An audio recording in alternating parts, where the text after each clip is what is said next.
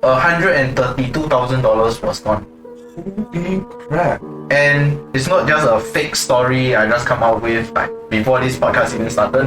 This is an actual thing, and I've seen it to you guys, The bank involved. Does it still work? No. All of us in the studio have no idea what just happened. But I think also that future is a bit scary. This could happen to anyone else. Are we really doing enough to protect?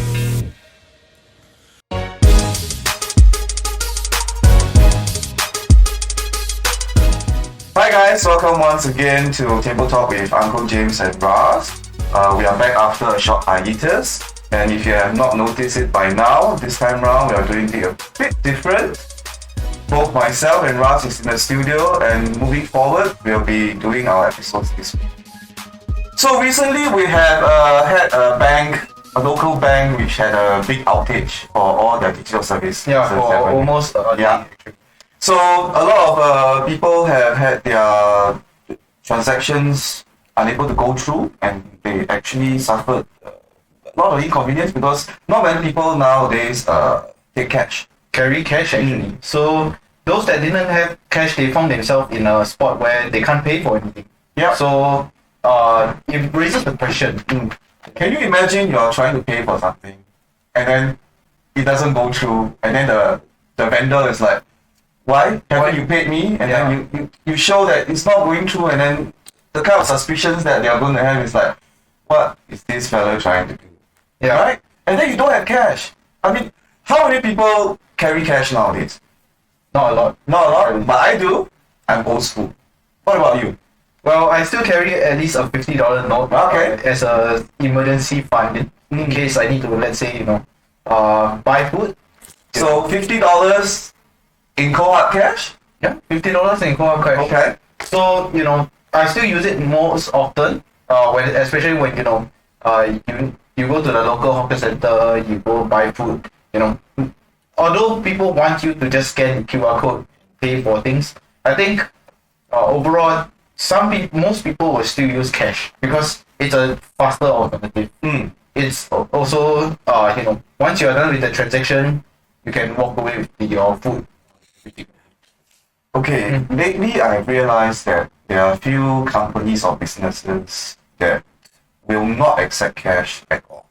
Well, okay, they only accept cashless payments, such as a particular bubble tea place and particular cinema theater, should we say. They refuse to accept any form of payment other than digital payments.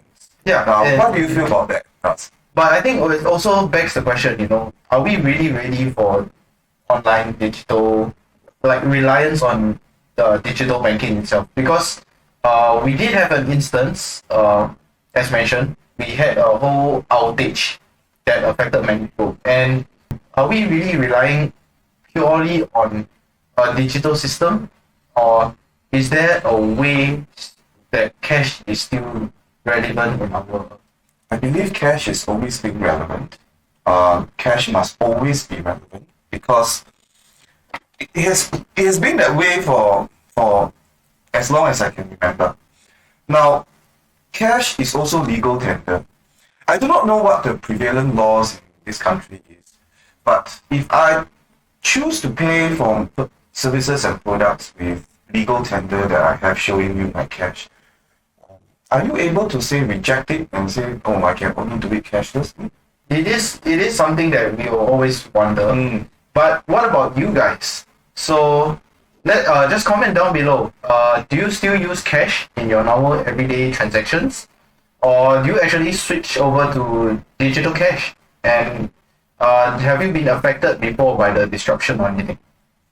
I mean, I like to carry some cash on me all the time.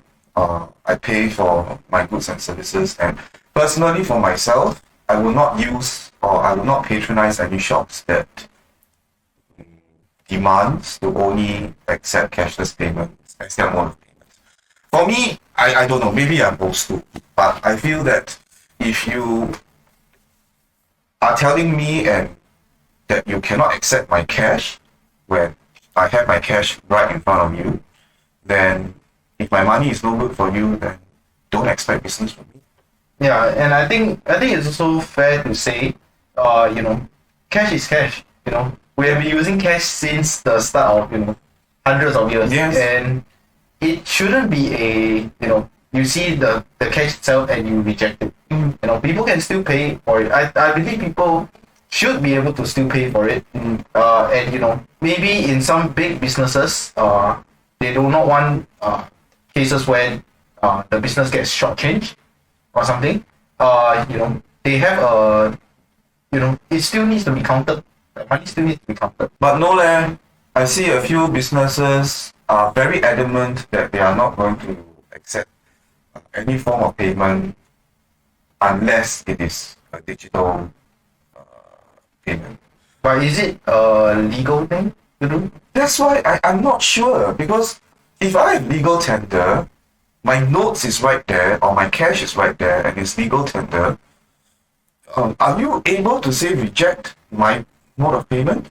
I've always felt that digital payments, well, I've got nothing against digital payment.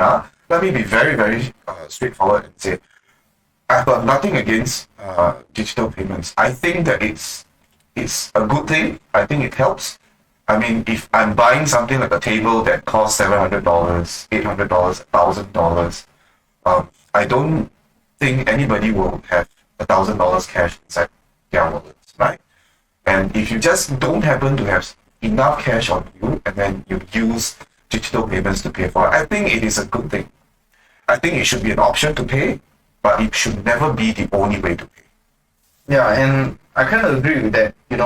If you're buying a table, let's say, it costs $700. I wouldn't expect you to bring $700 in cash. Okay, let alone with coins itself. Yeah. But there is a law stating how much in monetary values in coins that is legal to be paid. I don't think that you can go to a store, for example, and use $700 worth of $1 coins to pay for something. I think that in itself would not be accepted. I also believe I'm not exactly sure, but probably after our guys will put it somewhere on the information panel to tell what is the legal tender limits for coins that can be used to pay for goods and services. I think there is actually a limit, 5 cents, 10 cents, 50 cents, a dollar. I think there is a limit. But for notes, I don't think there is a limit because notes is notes. We have $50, we have $100. We no longer have $1,000. Do we still have $1,000? No, we don't. We no longer have $1,000. Believe it or not, our biggest denomination now is $100. So we can use that to pay for any amount of goods and services. But however, I don't think anybody would take bundles of $100 to pay for over $1,000.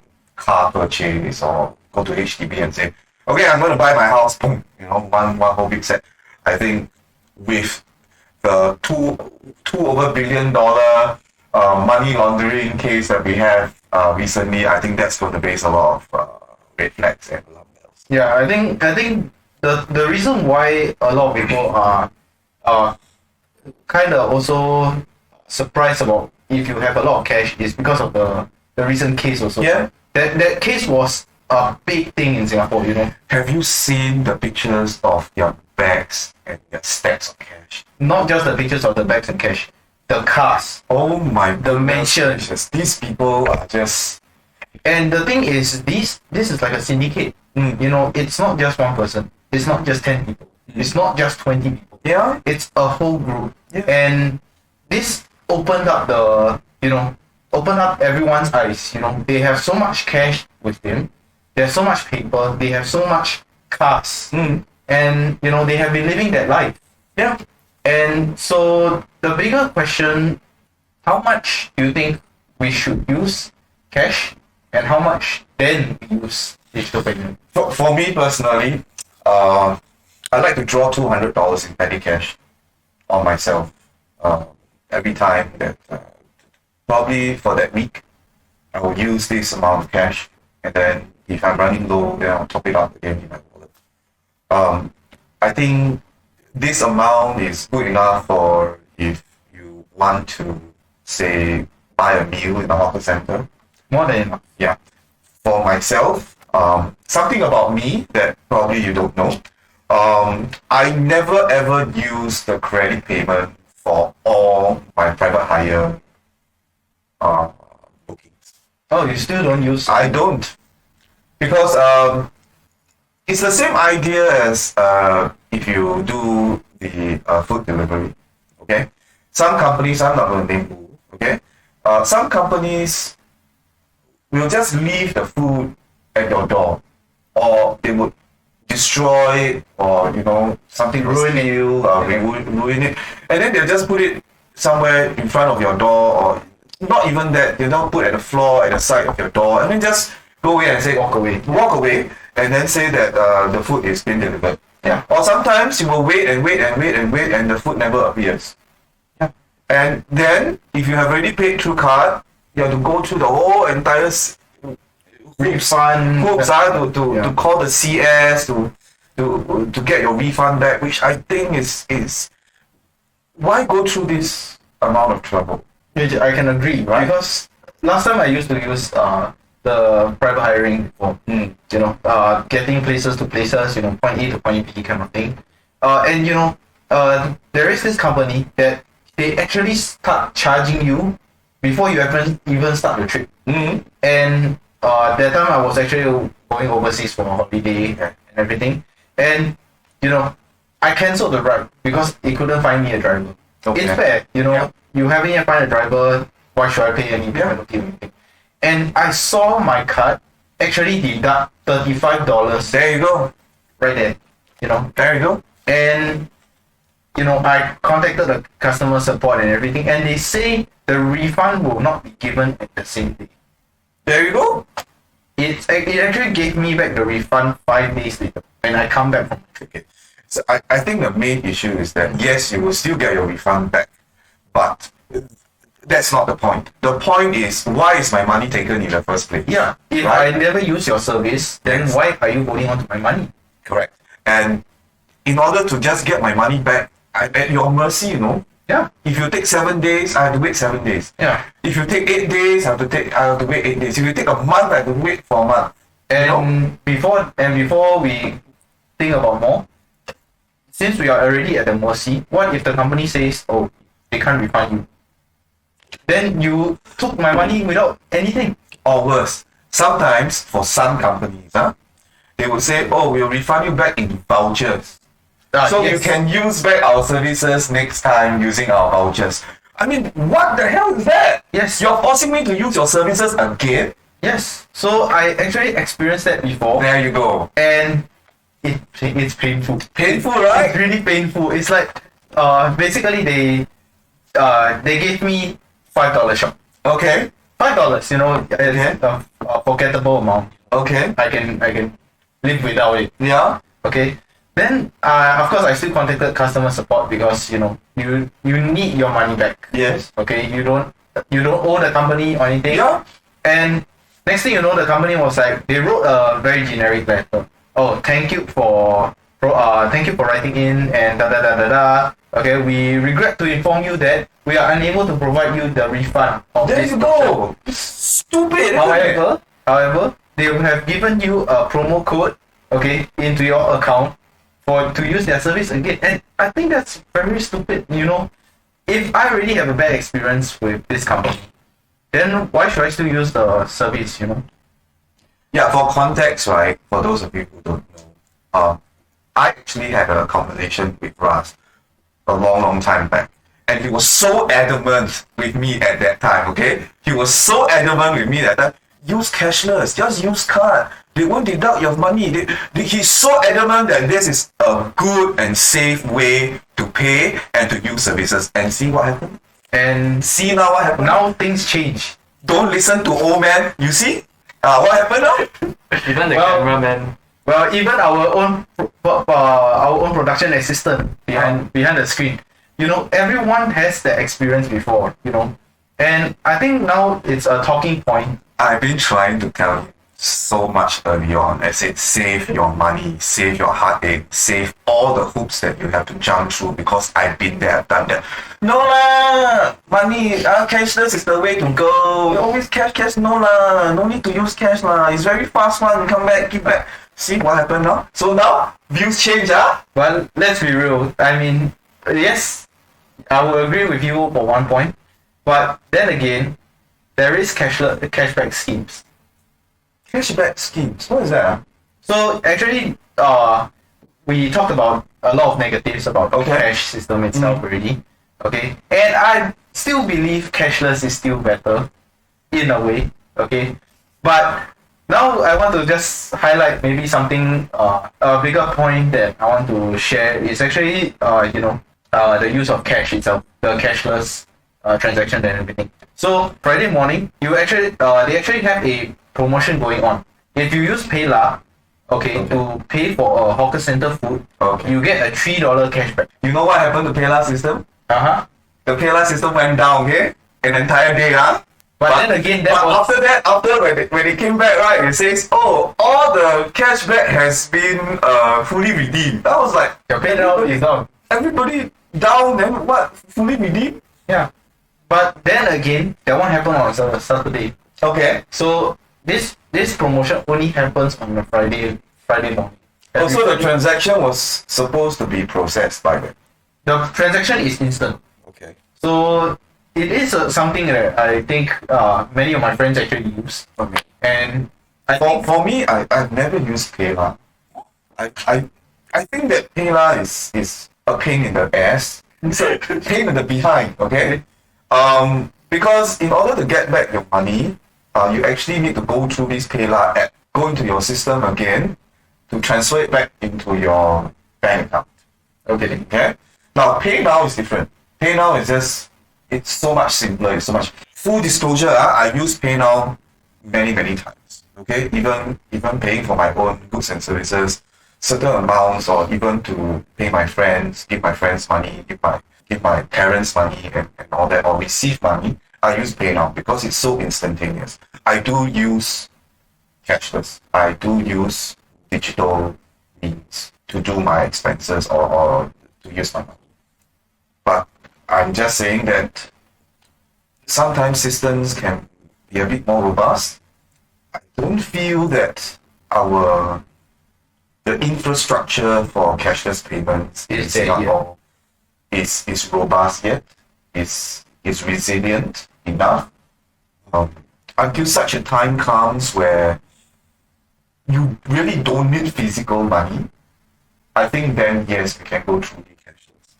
But right now, cash, you still have cash.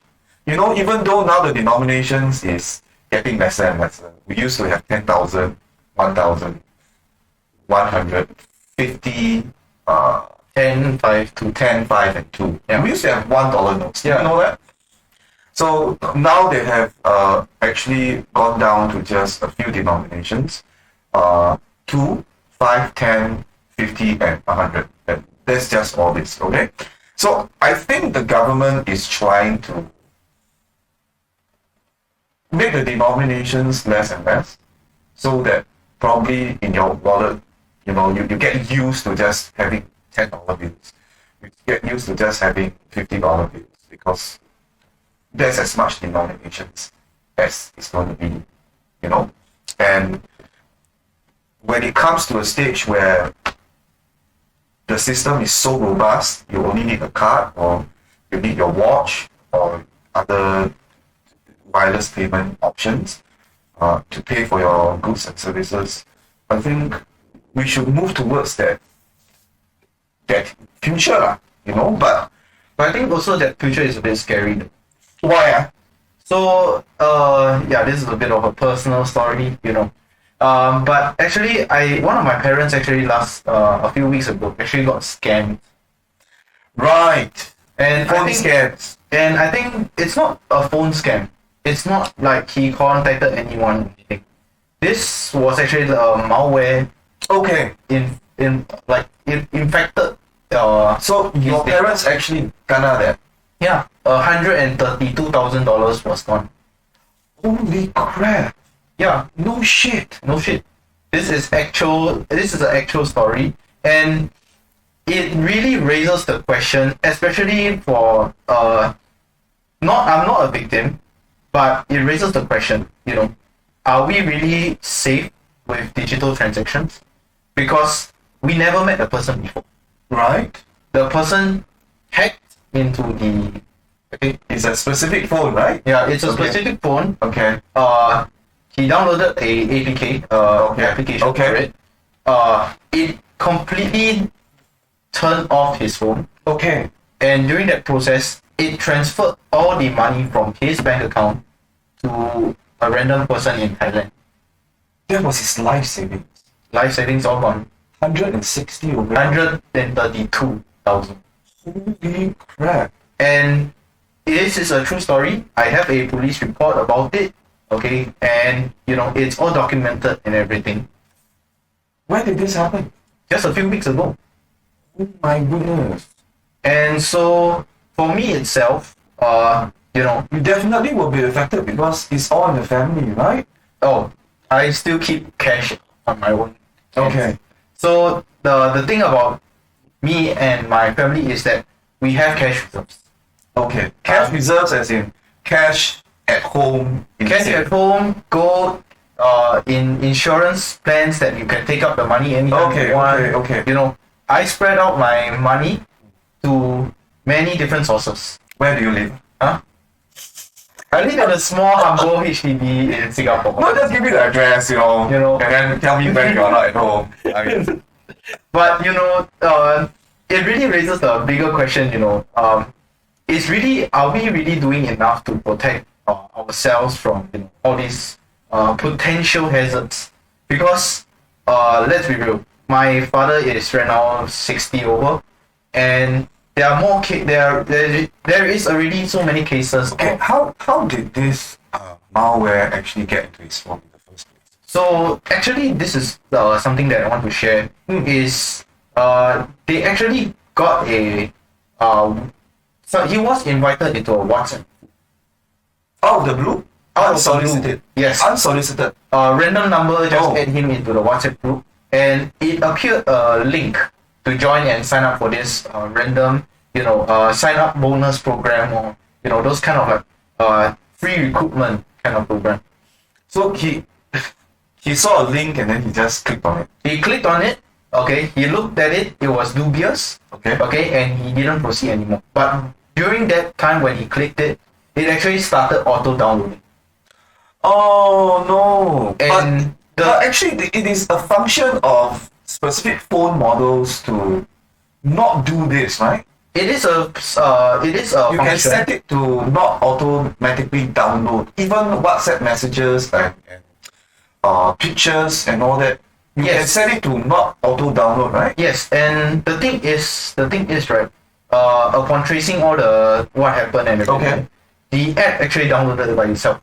It override the phone system, goodness. and this was a big thing because it's $132,000. I know, right? And the thing is, when you think about it in a bigger picture, the bank could have done something. Okay, let's say for the sake of argument that the bank was aware that a huge amount of money is going to be transferred out from one account to the other account. What would you expect them to do then? Well, at least what I was thinking or expecting fully cashless system to do is at least have a two-factor authentication, or at least have someone call you before the money proceeds. Okay, Because what happened in but you do realize that that will be manpower intensive, right? I do realize that will be manpower intensive, Because but there's so many transactions every other. then again, it is a cost. It is everything has a cost. Mm. But looking at this whole entire thing, and I actually went up and googled the panic lah. So I googled the Singapore number of scam cases in Okay. Singapore itself. We have over 6,000 cases. Yes. and it keeps on increasing every single year. Mm. And so the bigger question to about the whole digitalization of money and everything is that, are we really doing enough to protect what we already have? And that's the crux of the issue, isn't it? Yeah. I mean, if you have your whole life savings inside your bank account, uh, we are not like the olden days where we roll our dollar bills and then put inside all the biscuit Tins and all that, right? Yeah. And we trust the institution which we deposit our money in, because it's a bank. It's supposed to be safe, right? It's supposed to safeguard your money. Okay, not so much as protect all your assets, but at the very least, if they realize this is, you don't normally bring out, empty your whole account and send it overseas for that matter, right? It's not even a local bank to a local bank kind of transaction. It's not even a over-the-counter transaction, right? I mean, it makes sense. If I want to shift a big amount of money out from my bank account, I will probably go down to the bank personally to and do it and do it, right? Or at the very least, if I do my using my internet banking and all that, there are certain factors, and then you can always call me back and say, sir or ma'am, is this really what you intend to do? And before it transfers, it freezes your correct. You know, first. I think that would have been in a perfect world, this could happen. But the reality of it is, to put it factually, to put it frankly, the bank is a business. Okay? They are happy that you use their services to deposit your money, but ultimately, your money really is your responsibility. And I feel that banks are just abusing this to a level where even when people lose their life savings, for example, through no fault of their own, because I believe strongly that your dad didn't even know that he was being scammed, right? It really is no fault of theirs, because they haven't they haven't approved anything. They haven't spoken to anyone. They don't even know that they are being scammed, because to their knowledge, they have not done anything to even affect a bank transfer or do anything that's to deal with their own bank account. They only realize that their money is gone when the bank called in. Yeah, that's it. I mean, it's so ironic, right? The bank will call you and say, sir or ma'am, you don't have any money left in your bank account. Yeah. But when you know that this amount is being transferred out, you do nothing to stop it. Yeah. I mean, I believe that banks could do better. Yeah. And I think for cashless transaction, it should be a secured place, It's where money is flowing. I think there should be more security in that sense. And I think if companies, let's say the private hiring companies that we mentioned just now, if they want to take your money away, it's actually, and you haven't used their service, it's actually technically illegal. Yes. It should be illegal because you have not paid, I have not asked you to do anything for me, and you are taking my money. That's the thing about prepayment. Okay? Technically, if you top up money into the wallet, they always like to call it your own wallet, right? Yeah. You have actually already paid them. They have already been able to use your money for other things. What you have is actually a credit that you have. The credit system. Right? And then you're just using that credit slowly to use their services. That's why I never ever buy into this idea that you must use my credit to do things. Yes, to top up credits. But they always like to sweeten the deal. They always like to tell you that, if you use this wallet to pay for these goods and services, you earn points, right? And then you earn points slowly and slowly. You accumulate enough points. You can change for one item. You can change for an iPhone. You can change for a vacuum cleaner. You can change for... But how long does it take for me collect so much to, points. to get enough points to change for one item. And when you really look at it, you're actually already paying for this item. Yeah, and you are paying more than what Exactly. is actually the market price. Yes. If an iPhone in local context costs maybe about the new iPhone 15 probably costs about $2,000-$3,000. Okay, you're paying the company in order to earn points. Let's say you earn every $10 you earn Up one to 10 times. Yeah, You are using you're paying actually up to 10 times. you're paying Yeah.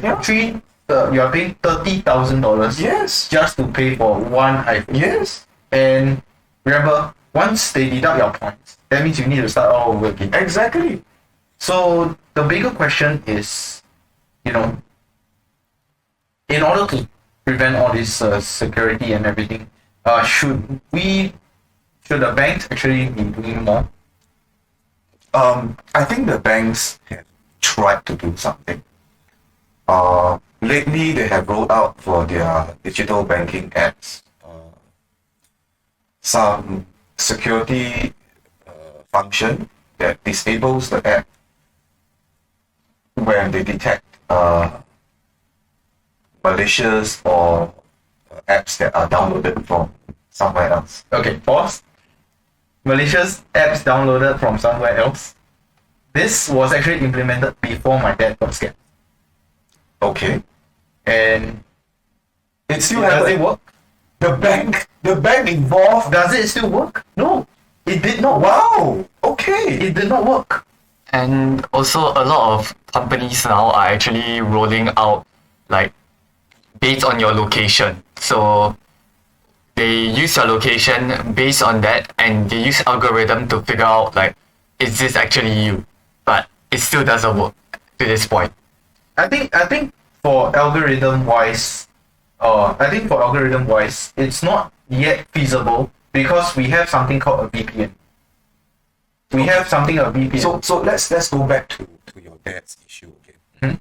So we do know that certain banks in Singapore have started to block their app from working if the phone itself detects that the app detects that you have an app that was not downloaded from official sources. Yes. Right?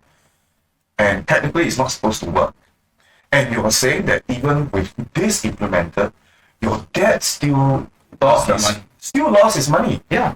Wow. And this is actual. Okay, This is for context, was it actually true that specific bank that was supposed to block all these block their app from working if the app detects that there was other third-party apps that was installed inside the Yes, it was that bank. It was that bank that came up with this that actually went out there and transferred my dad's life saving to a random person in Thailand.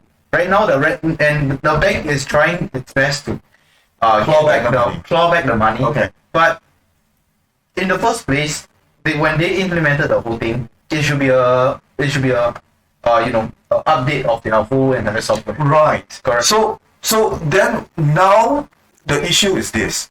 If you as a bank, you make your app such that, look, we are trying to protect you, our app will not work if there was third-party apps downloaded into the phone, which is not through official sources, and yet your money can still go through, get out, who should be responsible then? Which it should be the bank. I agree. I think my father's case is I understand what the bank is trying to say, but then again, I looked through the entire case. I looked through the police report that my dad has made. I looked through the transaction emails that when the money got sent out and everything. The bank. I feel the bank is actually liable for this because just a few days before my dad actually got his money removed. Okay. The app was already there. Okay, so the app has already updated to The app has already been updated with this third-party anti-malicious software. Okay. kind of thing. So let's put this in context, So some of the banks in Singapore let's not say who, uh, has already implemented something in their own app, a kind of safeguard, would you say, right? That allows the app to not work if the app itself detects that there was some other apps that is not downloaded from official sources inside. Or it's video capturing or recording. Right, okay?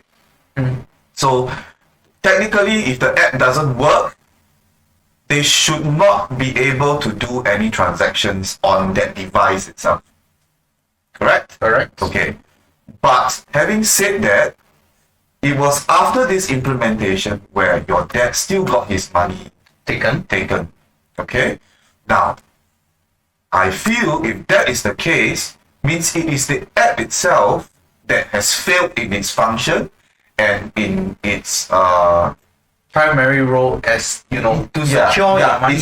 it has already not done its function and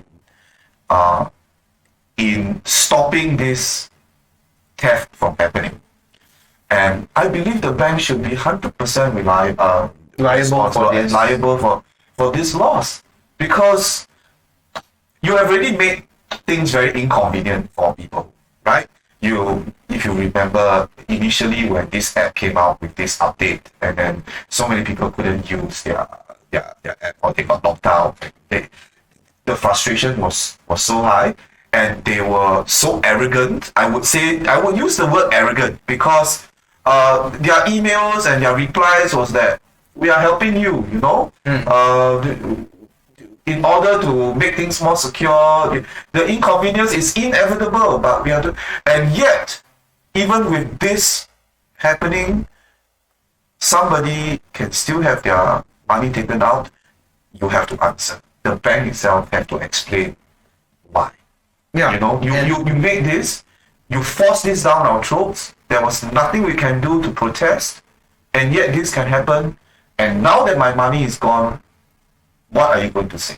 Yeah. What are you going to do? Yeah, and the thing is, the main focus that I want to express. Of course, we'll see what the bank do.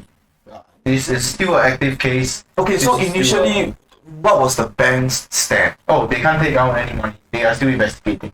But I want to be clear on this. If they have already implemented something, and for some reason the malicious software can still get the money, that's ridiculous. I think there is still a loophole. Yeah. There is still a loophole. And it raises my concern whether or not are we really safe enough to use digital transactions. Because if money can be easily taken away like this, and the banks proclaim that the malicious softwares are protected and everything, then how is this possible? Well, right off the bat, for me myself, how I protect myself, how I take my own precautions is, I actually have two phones. One of the number is a very generic phone. It's not even a smartphone. It's just for me to receive OTPs. SMSs. Okay? So all my functions will not be on my device itself.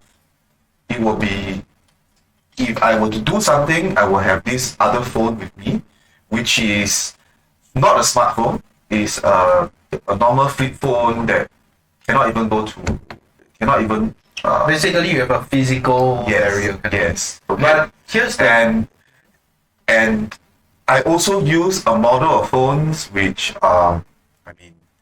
apparently it's more resilient to outside hacking and third-party software. Okay. So far I have not had any issue, touch wood, with this taking away of my money, because God knows, if I lose another big chunk of my money, I tell you, I probably will have to jump out, and I probably will have to sell my soul or something to the devil to get back some money. So far, I've been quite okay. I don't usually download any software or any apps into my my own personal phone. I have a phone to play games only. I know this is a bit of an overkill, of an overstretch, but I value my privacy a lot.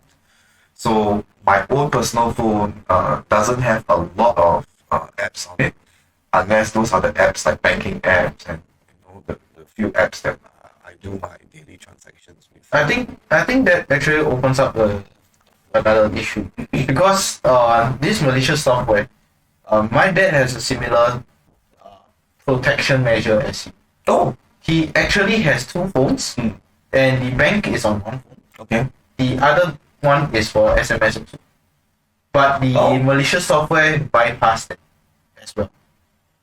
So Okay. the bigger question now is that, But has he gotten the 2FA enabled? everything. It was an entire seizure of. Actually, it wasn't just his bank that was seized. It wasn't just his bank that was affected. His SingPass, his digital identity Oh my goodness. was taken. Okay, so he has his SingPass app on his phone. Yes. Oh, And okay. the malicious software actually, I believe, this is of course a suspicion, but if I were to trace back the origins of how the malicious software worked, the malicious software went to SingPass, got the information, and then went to his banking app. Okay. And I think that raises the bigger question. If everything nowadays is so integrated, if I have a digital identity, I can use this bank, I can get this insurance, I can get this property. You know one thing that I've discovered about the SingPass? And I think with this whole thing, right? Okay, it makes it a very, very weak spot. Don't you think? Yeah. That's what I'm trying to say. Something which I feel is not just me who have discovered. You know the SingPass app, you cannot log out from the SingPass app. Yeah, your phone, when you sign up with a phone, it will be that SingPass. And it's still active in your phone itself. Yeah. So you actually can see all your information on the SingPass app itself. You cannot log out from it. So if any phones, God forbid, if any phones were to be able to compromise your own device, they will very easily be able to access your SingPass and look at the data that you have. Yeah. Even though when you open up the app, some of the information when you click on it, they still want to go through your facial recognition and all that. All the compromisation. Right? But there are some information that are readily available right there for people to see, like your IC, your driving license. It's right there. And it's not just that. You know how, it's a computer. It's like the phone is actually like a small computer. Right? Even if the hacker doesn't screen record your own phone and everything, okay, it still has the data. It still has the data file. Although SingPass wants to keeps it in an encrypted format and everything, but if the app itself can decrypt the software, decrypt the data, doesn't that mean that if someone were to use a spoof SingPass, use a second SingPass and copies that data over, does it mean that it will decrypt as well? Because now it seems that what my dad went through is that someone took over his whole entire identity. And So it's not just so much theft of money. it's a theft of a whole entire identity. Yeah, so it was identity theft. Everything that your dad has in his phone, which is his own entire identity, was taken away from him. Yeah. And because of that, my dad cannot use anything that requires SingPass because his SingPass is still being locked by the police. He cannot leave the country because without SingPass you cannot even come back to the country because Even your without arrival your card, passport. your arrival card. Arrival card is linked to SingPass. Oh, is that right? Yes. Okay. You cannot even. Well, I've not traveled And for a long time, so now your arrival card is tagged to your yes, SingPass. when you go overseas, when you're coming back, you will need to. Everyone must fill up a arrival card. You also cannot fill up that because it requires you to fill up your SingPass. I'm sorry, what? Fill up your SingPass? Yeah, you need to submit it with your SingPass. Oh, is that right? Yeah, and let's put it this way: your CPF, your HDB, Right. Your- They will have the everything. information, right? And They that will, is also linked to it. right? They will know how much you bought your HDB flat for, Yeah. how much you're still paying for it, your Your loan. Yeah. Your health hub also. Yeah, they will know whether you're diabetic, whether you They will have know. had a It's all integrated thing, and the thing is that after my dad's incident, I actually I am a whistleblower. okay. I am a whistleblower personality. I actually went out there and we have all the measures and everything. I went out there and told the relevant authorities to, hey, this is not right. There's something wrong. There's something wrong. And what did I get in response? No replies. So I actually did this right after my dad's scam. Yeah, I mean, Anybody, normal everyone will person. panic. Yeah. Everyone will panic. And to this day, this is almost 2 weeks already. okay. There is no response. Well, that's very recent, huh? And today, TableTalk podcast, I believe many people, Singaporeans, will be watching this. Okay. If we have any updates regarding this case, we'll let you know on our Discord. But as of today, I have not received any replies regarding the security, okay, the whole protection of this whole thing, because everything now is so integrated, and we have to find that link. We have to find that loophole that people are getting. And we must be very, very clear. $100,000 is not chump change. It is not small change. It can be the accumulation of a person's entire life. wealth and entire life. And it could be what we call in Chinese 棺材本. It's the person's final coffin money, as so to speak. Yeah. And to just have it ripped away from him, and I tell you, the pain, I've been there. Yeah. I can totally understand the pain. Yeah, and to be fair, I wanted to keep this whole story closed because it's my own family matter. But I think this is a bigger thing to actually raise awareness, because this could happen to anyone else. And I think it was lucky in the sense that it got to my parents, because I'm very good with computers. I'm very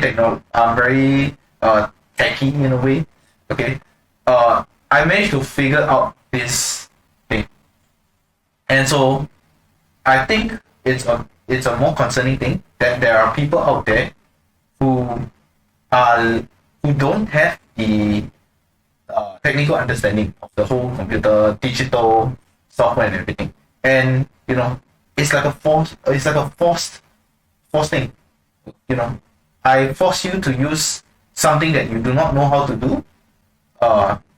I make you pay me in a transaction in a digital way, and anyone else can use this transaction method to just do without you knowing, because you do not know what to do.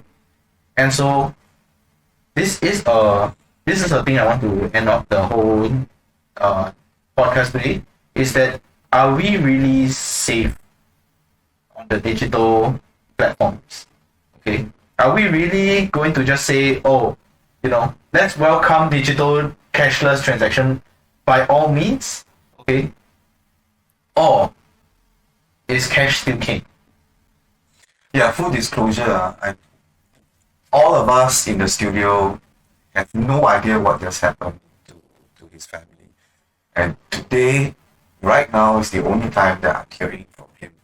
And I can understand how harrowing and how much of a shock and that the whole family has to process through the loss of such a big amount of money. And it also makes me very worried now because my mom, especially my mom, she likes to go online very often. She likes to, watch online apps, to, TikTok and all that to look at things and to learn certain things. And she is also using the specific type and model of device That my father can that is more susceptible to all this kind of all these kind of attacks. Yeah. And I probably, I'm not saying that everybody should do it, I probably would want to advise her to maybe change a new device to something that is more robust and something that is a bit more difficult for people to get through. I think the difficulty and everything it's still yes, you can try to make things easier from that end, but I think overall, it's everyone's part. Yes. If we as the user, okay, let's say our habits and everything, we compromised the first layer. We are always the first layer. Okay, there should always be a second. There should always be a third layer before the things go through. Because in my And that's the irony, isn't it? Yeah. When we want to make something easier, we actually have to go through more hoops just to make sure that our money is actually safe. And if we go through the old school by just using our dollar notes and coins, you give me my product before I give you the money. It's as simple as that, right? Yeah. And then if you don't do, no matter what you say, my money is not going to go to you because I'm keeping it in my pocket. I'm keeping it with to myself. Yeah. So back to our earlier topic. If you really want to go cashless, if you really want this country, or we just keep it as this country, to be a truly wireless society, then we must really do something more. We must be better. The system must be more robust to protect the end user, most importantly the end user, and to make sure that it is resilient enough so that people don't end up having to suffer all these losses. And sometimes it's really not because of their own carelessness. It just happens for some reason. People won't even know that they are being robbed because these scammers and hackers are just so far ahead of us that you don't even know that you're doing something wrong that have compromised yourself. Yeah, and while it's still recording, let me just show you. Let me just show you. So for those that don't know, Instagram, recently there is a lot of these. So let me just find a random advertisement. With Right, our see? Take a look at this. with Okay? And this is live, huh? Look at all this. Look at all this scam. Look at all this scam. Okay? they will use prominent figures. They will use prominent figures. They will create thousands of Facebook pages. They'll with like 0 followers, one, 2 followers, and everything. Please don't click on this. And- It's suspicious. And it's on Instagram, it's on TikTok, it's on Facebook. There is so much of this going around. I think a big leap in digital security wise is to actually protect people from this, because there should be at least a netting when you are using these social media and everything. Or at the very least, when somebody reports it on their own social media accounts, It must be an instant. right? The algorithm will be smart enough to block any more of such advertisements from going to the person's account. At the very least, right? Yes, and so it's not just happening. It's not just a fake story I just come out with like before this podcast even started. This is an actual thing, and I've seen it to you guys. Seen it to you also. This is an actual thing that is happening, and I think we need to put a stop to it. We need to put a digital lock onto it. And so, you have a story that you want to share with us? Let us know by leaving it in the comments below, or even giving us a thumbs up. Because I think today's story is actually quite interesting and personal one to me. And check us out on our Discord. And if you think you want to support my dad, or you want to at least donate some money back to our own podcast itself, you can feel free to just go over to our Patreon, where you can actually just give us a small donation. That will be great as well. Okay, but full disclosure, we are actually doing this out of our own free time.